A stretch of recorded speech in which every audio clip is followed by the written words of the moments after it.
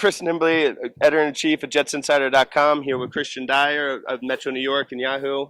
How's it going, Kristian? It's going pretty well. I'm looking forward to this first segment that we're doing here on Jets Insider. It's going to be great. We'll see if I'm invited back for a second week or not. Maybe I can fool some of the people. Some of them, not all of them, though. Not you. All right, the Jets, had a real heartbreaking loss last week against the Packers. They look to bounce back against the Bears. How do you think they match up, and what are your chances of succeeding against the Bears? Well, this is going to be a tough game. Chicago's one of those teams you kind of slate as probably a possible wild card team. I'm not sure if they're good enough to win that division, but certainly it's going to be a tough game for them. It's a defense that's not that great, very average, really lacking any kind of playmakers. You're asked to name someone who really stands out on that Bears defense. You're looking at rookie Kyle Fuller. So that's never a good sign. Offensively, though, they do have a lot of threats. You're looking at Marshall and Jeffrey certainly being those kind of players that are game changers. And I know we're going to talk about some of the other names.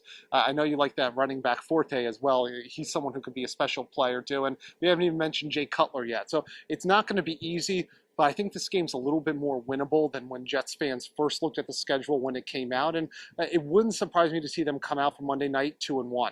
The Bears offense, everybody likes to say they're similar to the Packers because they both like to throw the ball. But the Bears like to get down, attack downfield more, much more vertical. They have the Martellus Bennett, the big tight end to go to where the Packers don't. And as you mentioned, Forte, one of the best receiving running backs in the league. So there's lots of different ways the Bears can hurt you. On defense, they do have lots of holes. They're not the Bears of defense that we grew up on in the 80s and 90s. Well, let's not date ourselves quite yet, Chris.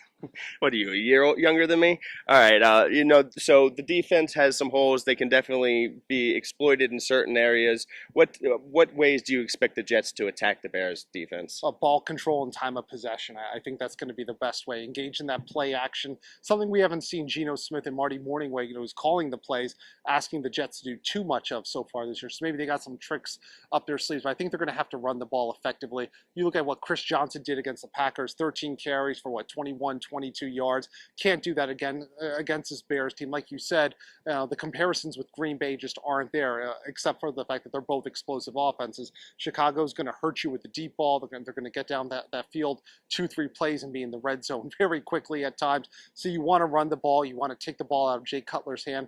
I think that's going to be the most effective way. If the Jets can get over 100, 10, 120 yards rushing, they got a real good chance to win this game.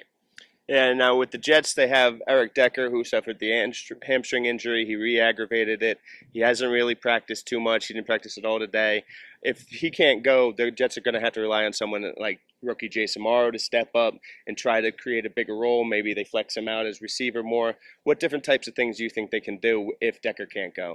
Well, that's going to be the challenger, and that's where I think the play action could be good. This is a Bears linebacker core that's very average, very plebeian at best. I think they're susceptible to the play action. We saw some of that with some of the movement and motion when they were playing the 49ers. They just looked like they wwere a little bit confused at times in the first half. So I think that could be a good potential matchup for the Jets. Jason Morrow, to me, is going to be key in this game. If you don't have Eric Decker, you're going to have Jeremy Curley, but who else do you really have at wide receiver there? So Morrow is going to be a pivotal part. Flex him out there. See if you can get some good matchups and methodically move the ball down the field. Yeah, so with their offense, like you said, they have Cumberland has a few catches, but then David Nelson has 2 catches outside of Curley and Decker. There's not getting a lot of production out of the receivers, whether it's Salas, who had that big drop in the first week. So they're going to need someone like Amaro to step up and definitely rely on the running game. But what do you think? What's your prediction for the game?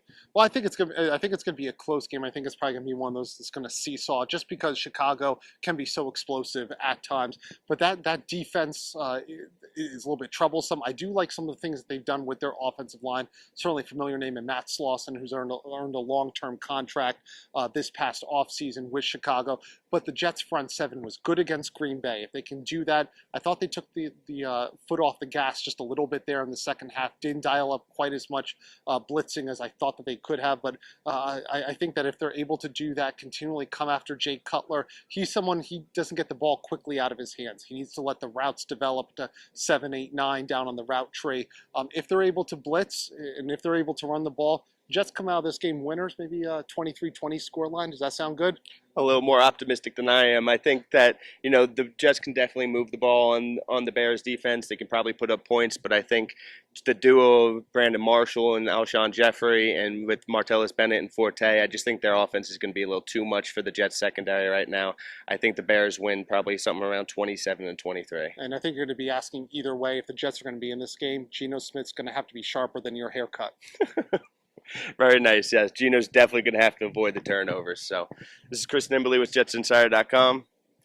I'm Kristian Dyer, guest of the week, maybe guest of next week too. We'll figure see. that one out. Yeah, we got to grade We'll see if you. the check clears. Yeah, we got to grade you and see how it goes.